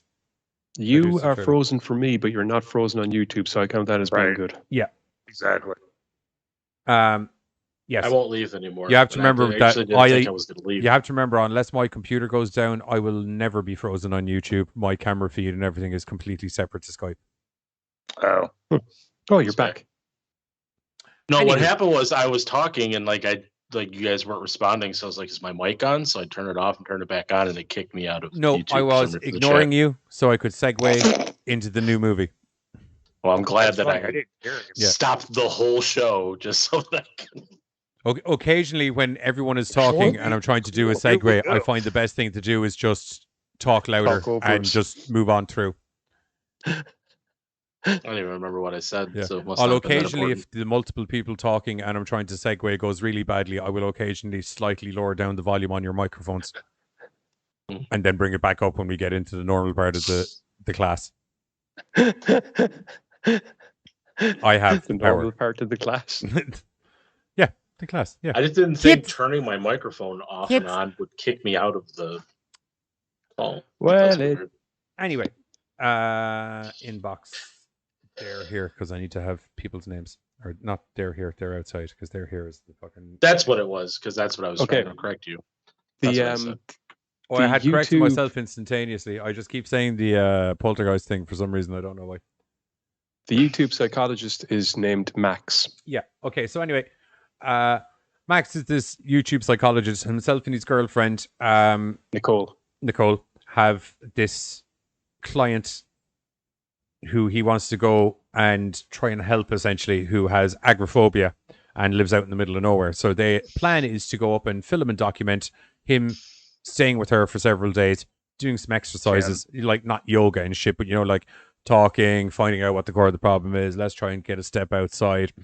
Oh, there's demons. Demons don't exist. That's probably not a thing. Moving on. Anyway, so was there any childhood trauma that led to you not being able to go outside or anything like that? Or was the demons that led to you not being able to go outside? Demons aren't the thing, though. I think you're a bit crazy. Anyway, we're moving on. So I think what we need to do is do some breathing exercises, and then we're going to try and bring you outside again. No, because there's demons outside and they will literally kill you if you go outside of the house. Yeah, you're crazy. Is that Emily Booth, by the way, from Cradle of Fear and Event Horizon and the Horror Channel? Yeah, that's her friend Penny. Yeah. Cornerstone of European horror, Emily Booth? Is that your best friend there? Yep. Totally there to support her. Totally She there looks to back like a up the fact witch. there are demons. She's not a witch. No, just okay, that's a fine. pagan Wiccan type person. That's fine. Yeah. That is a witch. No, they cast spells and Okay, stuff. both of you two are crazy. Anyway, moving on. Let's go back to my psychology about helping you get over the fear of you being able to go outside. Have we tried humming? I know you doing your magical spells and stuff is crazy, but I was thinking about doing some humming exercises because those humming exercises might help you get outside the front door, Lady Cakes. How's that make you feel? No? Okay. Have we tried me smacking you around a little bit? Because maybe we'll try that. Needless to say, on top of all of that kind of shenanigans, there is some creepy as fuck shit that starts going on around the house. It is, as Buzz mentioned 400 times in the prelude to us getting up here, this is a very slow-paced movie. But I think it's justifiably slow-paced because... It's tension building. Yeah, it's tension building. It's not like there's no fucking bullshit jump scares in this thing or anything like you're expecting out of some found footage movie. There's some real, it's all stuff that just happens and creepy as fuck. It's one of those films and you're watching it and admittedly there are times where I'm kind of like, okay, I know what's going to happen. And it did happen, but it happened so well that you still get that chill up your spine. That's a good sign. Yep. That's a very good sign. I don't know about chills. Well, for me, that's what happened. Just like there was certain parts of it whereby I kind of knew where it was going, what was probably going to happen, but the way that it pulled it off was effective enough for me to kind of just get that. Oh yeah, there Kind of you gives go. you the nipple chills. Nah, for me, it's just up the spine. But what I found interesting, and you'll appreciate Back this, Johnny, is the film started and it's presented by let's see now. Nicholas the character's Berman. name is Richard. And it I was gonna opens say- with Nicholas Berman Vince. I was going to say it's presented by a character named Richard, who was explaining how this is found footage based on Penny's documentary that incorporates stuff that Max was doing, and he's explaining, you know, the local legend about green eyes and the backstory. And all that was going through my head while I'm watching it is, I know that man, I know that guy. I met that man. Pochine with him. Wait a minute, Nicholas Vince. There we go. Took me a minute. If you ever want an indicator as to how badly shit is going to go for people in the movie that's going to follow, his segment is when you open a movie with a Cenobite, it's not a good sign or as to how things are going to go. And Nightbreed. Yeah. He's the chatterer from Hellraiser. Yeah. Okay. Yeah. And the moon-shaped guy from Nightbreed. Yeah. Now, over the course of they're outside, we do see what? Nothing. I got it right. I corrected myself. We're all good. We're all good. But over the course of the film, we do see evidence. Well, that, I know what promo we're playing after this fucking show goes out. Anyway, over the course of the film, we do see evidence for both sides of the argument, whereby we can see Max saying that it's all in your head, but then again, we also get stuff actually happening, whereby it's clearly, well, like, who is in the house that could have possibly knocked over that table with all the stuff in it, or, you know, where, you know, who is around that could have possibly been making those noises when there is nobody literally for like a mile in any direction because we're in the middle of the fracking woods. And it does do a good job of building the creep in that way, while at the same time presenting characters that you have the complete opposite dynamic. You have Max being this overbearing psychologist who completely and utterly believes that his way is the only right way. You have his girlfriend, Nicole, who Sarah, the client, wasn't expecting to come along. And, you know, there's supposed to be that there's basically Nicole turns around and goes, look, we're up here because she wanted to shag you, you know, and he's like, look, some of my clients, you know, the people who watch me on YouTube, they think they know me better than they do. And, you know, they become infatuated or they become enamored with me. And, you know, we'll just do the job and we will move on. And then, you know, eventually stuff happens and Nicole's just like, no, screw this. I'm out of here. So it's just Max and Sarah. And a lot of it is Max completely the entire time denying everything, to the point that Penny, who you were saying was played by Emily Booth, ends up coming along just to validate the fact that something is happening here. It's not all in Sarah's head. Yeah.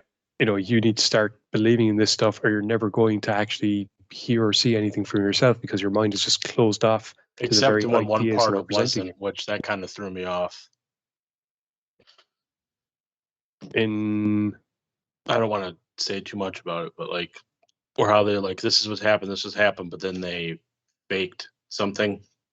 But she did explain it because the idea was that they needed to present him with something to have him question his, you know, his firm belief that he's, you know, that he knows everything about the universe and everything in it. You know, that's kind of the whole point. You have the classic argument of I am a scientist and I believe in science because science is everything, as opposed to, well, that's great, but science can only explain that which it has proven. There is still all this other stuff that science hasn't looked into, which has been around for a long time, that you can't just say isn't there because you refuse to believe in it. What if the reason you can't see it or you can't experience it is because you're refusing to open up to the notion of it? Which, kind of valid. But like I said, the core thing about this film is that it does build up the characters and it builds up both sides of the argument, because you do have Max talking to Penny when Nicole is gone. They shift focus a little bit in regards to the documentary making. Max has to start doing stuff on his own. He no longer has a camera person. So it means that he kind of looks to Penny, who has also done work in the entertainment business previously before becoming a teacher.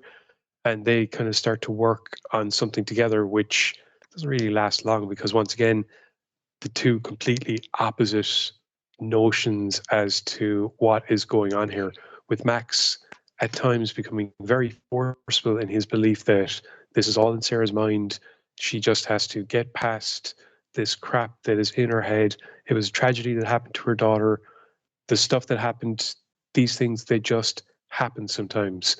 And once again, you get that overriding feeling of, well, they don't just happen. There is something that causes them, and that something is this one thing that you just refuse to believe in the entire time, even when presented with little bits of evidence the entire way through the film. Ouch. Yeah. Excuse me. Yeah. That went on there. Sorry, I actually got time to do things, which was nice. Yeah, I know. I was realizing everybody's doing stuff, and if I stop talking, it's just going to be dead silence. So I better keep going. No, I think you'll find that I automatically fill in dead silence. It's the way my brain works. Okay, plus I kind of needed to take a breath. Yeah. I figured you were still talking, so I was like, okay, I'm going to look some more up on. There's a very It good looked like everybody was working. I was kind of like, oh no, I'm trapped myself. There's a very good juxtaposition that comes out between the world of psychological science and the world of possible magics and mythology. And it's very interesting how someone who works in a field of, or well, I assume he's trained. You see, that's just it. I mean, it's supposed to be he has this psychology degree, but the way it's going about it and the way he's going about things, I don't know. I kind of felt like he just watched a lot of YouTube professionals and like, okay, so they use this word. They use both hands when talking. Okay, cool. I can do this shit. Like I kind of felt like it was more of like I'll figure it out as I go, not necessarily professional. Yeah, now there's something that I did mention that happens throughout the film that I thought was fantastic, and that's the subliminal imagery that pops up. As a result of that, I was kind of like, wait a minute, hey, it probably took me like an extra half an hour to watch the film, but it's really cool because if you catch it and if you see what it is, totally agree with you, Bill. Oh, yeah, okay, we kind of know where this is going, and I liked when the verbal messages got dropped in as well. It gets dropped in early and then it gets said later on. It's kind of like, oh. What I appreciated about those subliminal images that they added in as well was they didn't do the fucking thing that every other fucking horror movie does. Where there's this like Texas Chainsaw Massacre as the fucking flash comes around. It's just a real quick flash, no extra noises. I was watching it, but I was kind of like, I had it in front of me, and then I was like maybe doing something on my phone, and I kind of like caught that at the corner of my eye, like a little flash of something. I'm like, did I fucking missed something? So I'd have to go back, and I'm like, people be fucked. It's never good. As I said, it's never good when a Cenobite opens your movie for the hopes of what's going to happen to people afterwards, and when random scenes of carnage start showing up in singular frame flashes. Luckily, it sounded like he found his way out of the woods from what it sounded like. Do you know another movie that used singular frame flashes like that to great effect was? Fight Club. Oh, yeah. Fight Club. And that man was fucking crazy. That's my point. It's never a good time. Actually, I'm a firm believer of the rule we don't talk about Fight Club because I'm not a fan of it. What? Oh no. He didn't say we're staying on topic here. We're staying on topic. Right. Sorry, really did he say he's not a fan of talking about Fight Club, or is it he's not a fan of Fight Club in general? No, I said like I was like, hey, I believe we should abide by the rule that nobody talks about Fight Club because I don't like it. You know, like it was a twofer on my part. Yeah, I don't. Really don't. So I can take the next few minutes off. So close. I'm going to put that out. I'm going to spark up and just sit back and wait. It may actually be the opposite effect. I'm slightly like in awe. Not in awe. Awe is definitely the wrong word. I don't know. It could be that there's like 4,000 words getting ready to come out of my mouth and they can't all fit out Carter, in one go. You have caused him a bit of a disarray. Yeah. Anyway. No, don't ask that question. Don't ask that question. But yeah, no, the subliminal imagery in the film is used very well, especially because one of the things that Nicholas Van Vince's character says at the start is that it's said that watching this footage, rather than somebody editing the footage edits you. And they do this cool little thing with the footage when he says it, and it kind of goes all crinkly.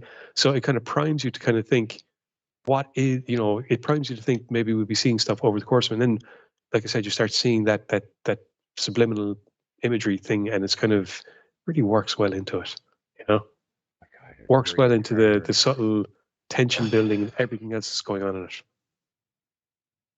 I got questions, but I don't think I'm going to ask him here because I might get into plot point stuff that I don't want to surprise or like ruin. So I'm Why going don't to you ask him ask during the the trailer. question, and if we think the answer will result in You plot don't reveals. answer it. Okay, so who was in the beginning? Not the guy, but the girl that opened up the movie with. Oh, that's Penny. Is that who that was? Yeah, that's Penny because it's her footage. She looks like she's okay. Yeah, that's her footage because if you later on, when she says what she saw, her exact words were blah blah blah blah blah. So I'm Oh, yeah, okay, yep. Now I do remember that later in the movie. Okay, never mind. Yeah. No, but that's why Richard Nicholas Vince is the one who's presenting the footage. Yes. they break their kind of tag on this one is it's like a Wicker Man or Blair Witch meets Wicker Man. I would see the definitely Blair Witch side of it. I can definitely see the Wicker Man side of it too. The Wicker Man aspect is only because the Wicker Man aspect is actually they're drawing from the Sussex paganism. The Wicker Man aspect is a key component to the actual functionality of the movie. Okay. Because it's like the whole, all that May fair dancing and everything that you see in it, that's all tied into that green eyes. Yeah, the appeasement of nature gods. Yeah. So like it's okay. So yeah, it's not Wicker Man as in there's a crazy cult and they're trying to murder people, but it is Wicker Man as in there's a pagan god that's running amok. Then I was placing it the wrong way. Like I kept waiting for like the Wicker aspect of it, but I see what you're saying now. But definitely felt the Blair Witch aspect of it. It's Wicker Man tonally, not scripturally. Yeah. But I will say, I liked it better than Blair Witch. Like, I felt like for found footage, the camera was so much better in this one.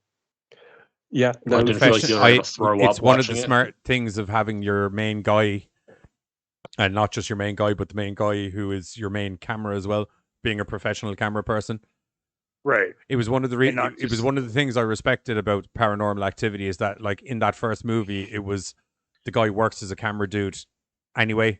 So it was like, okay, we don't need to get a load of shaky cam bullshit. The guy's got fucking tripods. Do you know what I mean? He knows what a camera stand is. He's aware that you can put a camera on a fucking table.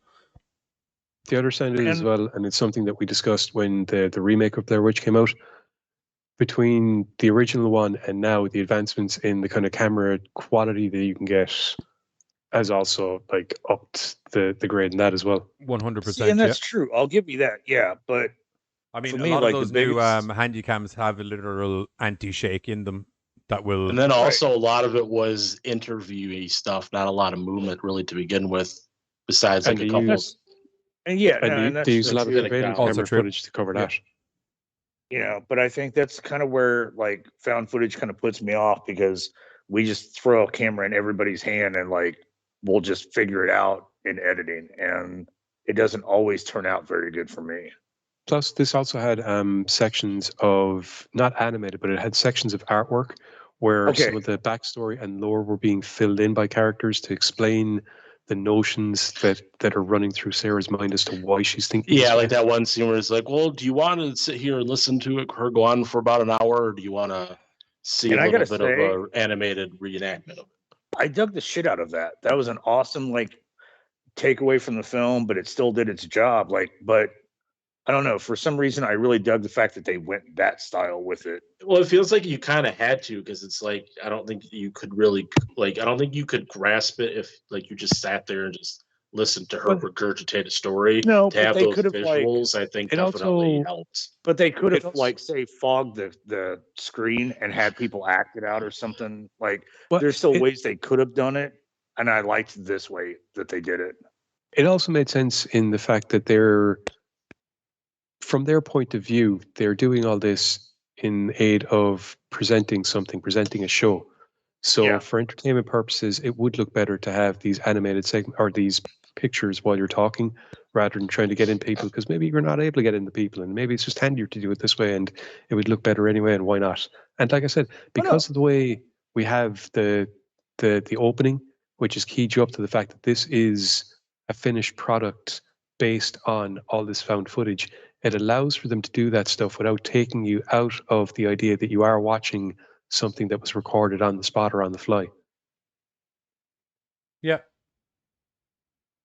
And that was just it. Like I liked and appreciated the way they went with it. Because I mean, when you're a director, you can think or see 1,000 different ways to do something. And as we've seen through the movies through our years, some people went left, some people went right. And this was just to me, a very fitting way to go with this movie and stuff. Yep. I also would like to add that this is out via Terror Films, and I have to say, round of applause to you motherfuckers, because there's been a couple of your films on this list of our things to be checking out over Halloween, and they've all been bloody crackers. Yep. Like Dogs was theirs as well, wasn't it? Like Dogs was Terror Films. Or Like Dogs, yeah. Yeah, Like Dogs was Terror Films. Yeah, man, I won't lie to you, they're really kind of making a name with me anyway, as like if you're looking for something cerebral that'll fuck with you, Terror Films. And it's also trying to like bring different aspects to possible already. Well, Like Dogs wasn't something that's like kind of a already done kind of thing, but they're experimental. Yeah, but you put on Like Dogs and you think you know where it's going, and then it turns out you're wrong. And much like with this, you think you've got an idea where it's going, and it turns out that you do, but they're doing it so well.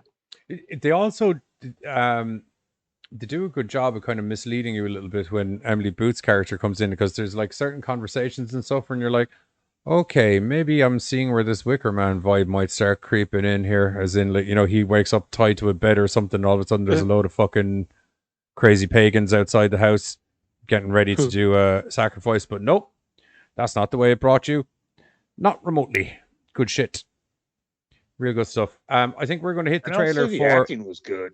Yeah, acting was great. Everyone was really good in it. And as I said, Emily Booth's a goddamn cornerstone of European horror cinema. So, well, definitely English and Irish horror cinema anyway. And video games. Didn't she used to be on that video game show years ago?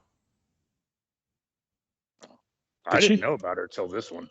Yeah, do you remember there was a video game show? There was her and two other chicks. Used to be on Channel 4. Emily Booth. I think you'll find you've definitely seen her and stuff. You just didn't know who she was.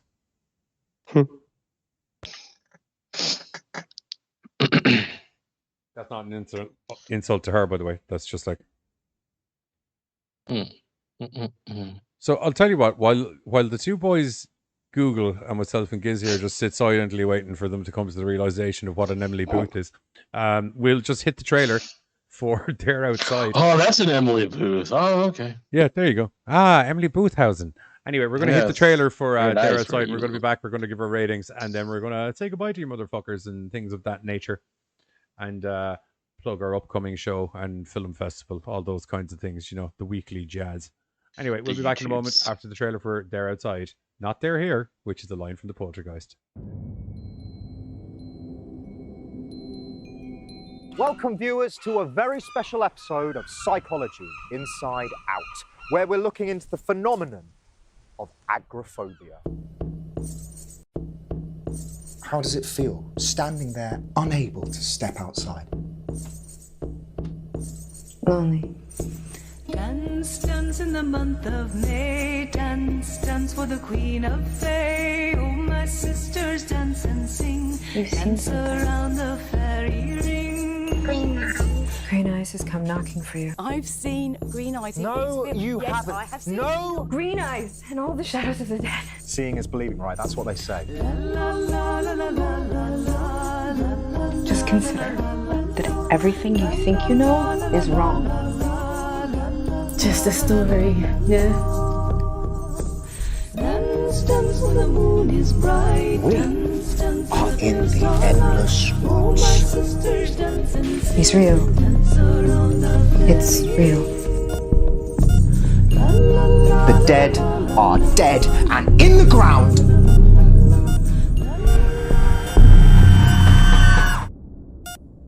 We couldn't go into that room after that. We just couldn't.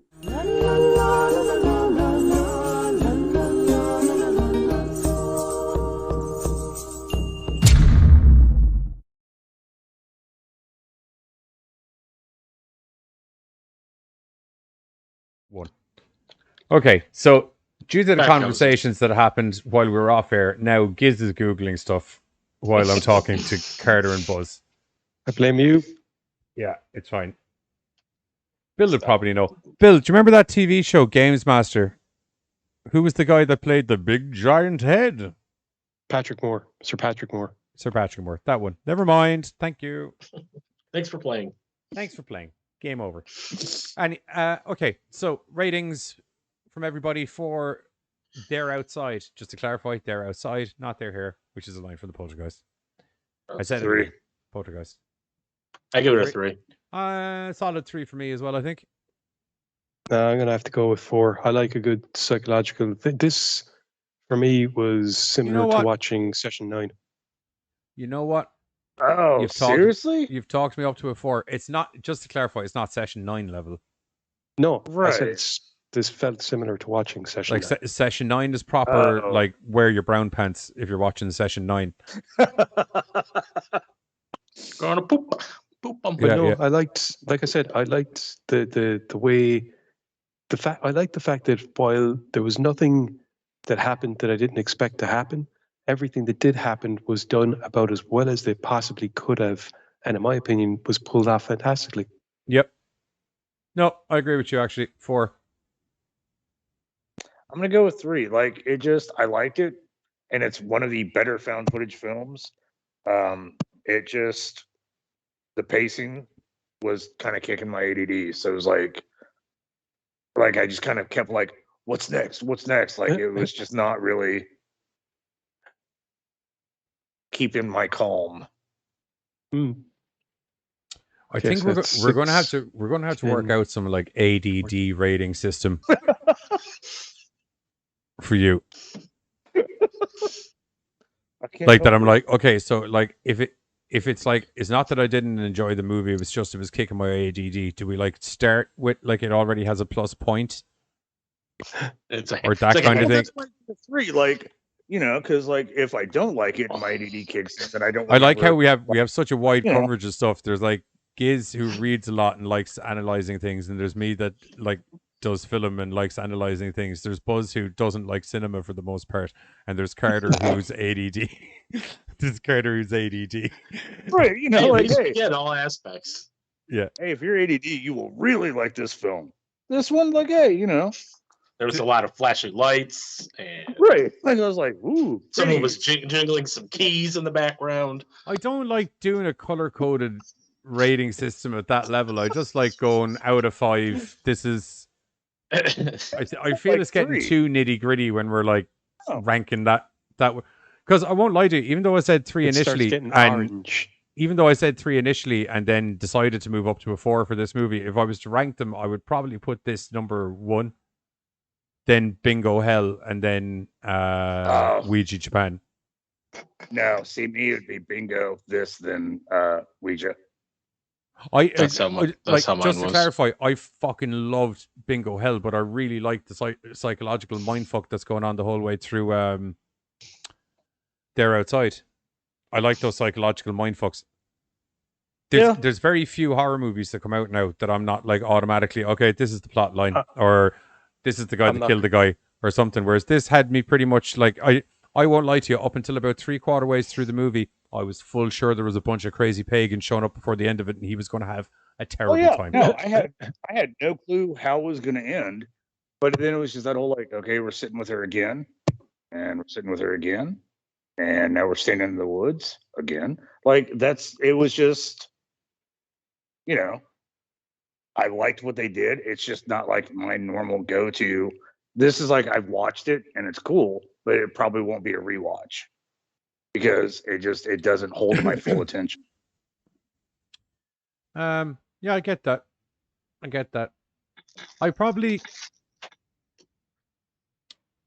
wouldn't rewatch it as an individual thing, but I would probably rewatch it if someone was looking for a good recommendation, and just to kind of sit back and watch the mayhem happen in someone else's brain. Like, I'll recommend it and then happily sit down with them, but I just don't think I could like watch it again with them. So, since this is kind of, like the last of, I think this is kind of our last of like the screeners week for the month or whatever. What do you guys think was the best out of all of the screeners so far that we did for this month? I'd say it would be Old Ways for me. Or The Old Ways. Yeah. See, that's technically not a screener, though. I know, but it was a part of the... Yeah. Well, it is a screener, but it was a weird screener, as in like it was already out like a year. Yeah. Right. Always was very impressive. Like Dogs, what was the other one from Terror? I can tell you the list. Yes, please. Okay. I don't remember the last. All right, so we have... Did any of you watch that Tom Savini documentary yet? Not yet. I was waiting until next week because that'll be on next week's list. Yeah. We have Like Dogs, Ouija Japan, The Mutation, Old Ways, Grave Intentions, Demigod, Dashcam, and then They're Outside. Demigod was good. Yeah. Yeah. I like a good hunt. Yeah. I liked Dashcam. Dashcam was fucking really good as well. Not a horror movie though. Dude, it's right. If we're discounting Old Ways because technically it's not a screener, then I'm probably leaning towards They're Outside being just that little bit better than Demigod.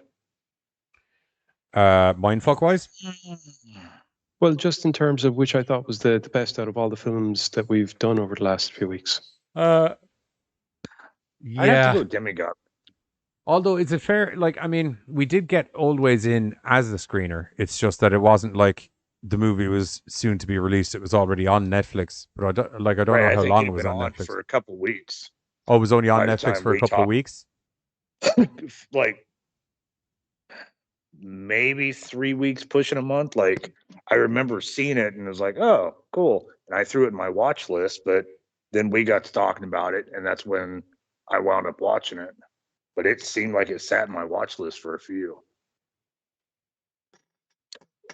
Right.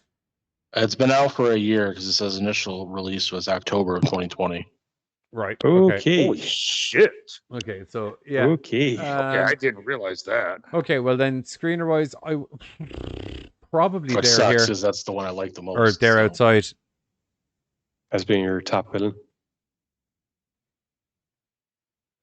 Yeah, Like Dogs was fucking really good as well, though. Right. No, I gotta go Demigod. Yeah, no, I think They're Outside probably for me.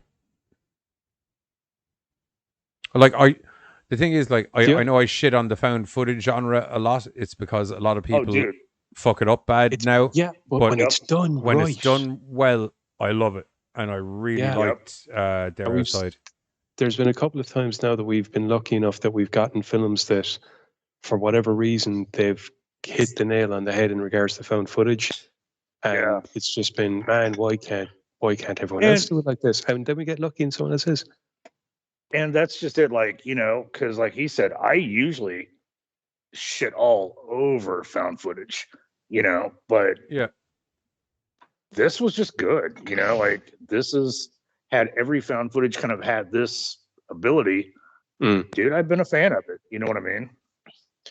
For me, if I have to take away the old ones out, because that will be my favorite out of what we did recently, but it'll be either between Demigod or Like Dogs would be my two.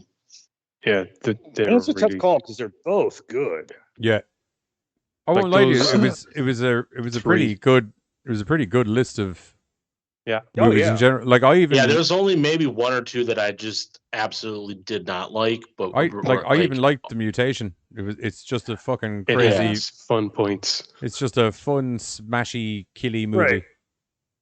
And The only one I don't can know. say I just didn't really like was Grave Intentions. I don't know. I'm not going to get into Right. that spiel like we did, but like, Right. That was just right. And that was just topic matter for you. But like, I don't know. Like I'm used to getting more bad screeners than I am good. And this last round has been really good. Yeah. Okay. Anyway, we're going to hit the trailer. Oh no, we already hit the trailer. That's the end of things, dude. Yeah. Okay. So, right. So if right. Seth Rollins over there. Right. We can put our window. We can leave that on. Anyway, if you're new to the channel and you haven't been here before, don't forget to hit the like and subscribe button down below, as it does help us grow the channel to the magical number of 1,000, where YouTube will officially declare us as an official channel and then still not let us monetize anything because we're us. Yeah, we're us. And they won't let us do that. So, yeah, so if you could do those things, and also if you do enjoy our show, don't forget to hit the bell down below so you get notified every time we go live. I hear that at least 42% of the time now it works every time. So that's impressive numbers. Other than that, we'll catch you all next week where we're going to be talking about some other mad horror bollocks, mostly on Sunday. We're going to be murdering each other in some sort of avian-related murder sprees. GoreCast out, fuckers. Bye. Here's a trailer of kids in a dressing gown.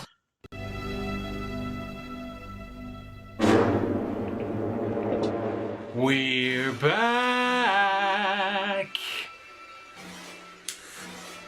I know we're back. Why are you hugging a television in the middle of the night? Why the fuck are you sitting on the couch in the dark watching me doing it? Touché. Anyway, so as I was saying, we're back on American Horrors on Sunday, October the 8th at 8:30 Central. Tune in where we're going to be talking about urban legends.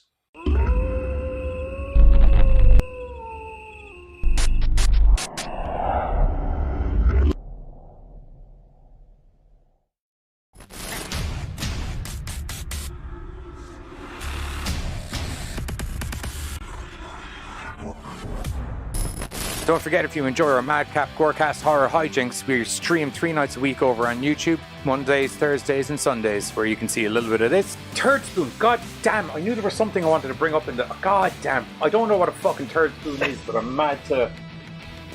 Yeah, pretty in-depth. Most definitely some of this. With a new 2009 twist.